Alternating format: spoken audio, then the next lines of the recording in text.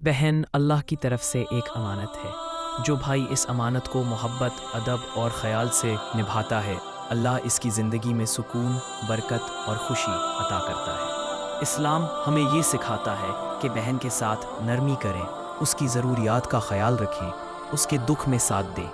जो भाई अपनी बहन की दिलजोई करता है, उसके हर कदम पर फरिश्ते दुआ करते हैं। बहन के चेहरे पर खुशी देखकर जो भाई मुतमईन हो जाता है, अल्लाह उसके दिल में नूर अता करता है। रिश्तों में मोहब्बत हो तो घर जन्नत बन जाता है। जो भाई बहन का सहारा बनता है, अल्लाह उसके लिए आसानियाँ पैदा करता है। बहन की इज्जत करना ईमान का हिस्सा है, कमज़ोरी नहीं ताकत है। बहन अगर परेशान हो तो भाई का दिल भी बेचैन रहता है। अल्लाह ने भाई के दिल में ये नरमी खुद रखी है। इसी नरमी का नाम मोहब्बत है, इसी का नाम इबादत है। बहन की दुआ एक तोहफ़ा है। वो दिल से दुआ देती है तो अल्लाह अपने ख़जाने से अता करता है। भाई बहन का रिश्ता दुनिया में नहीं, जन्नत तक साथ जाता है। इस्लाम में बहन को तकलीफ़ देना सख्त मना है।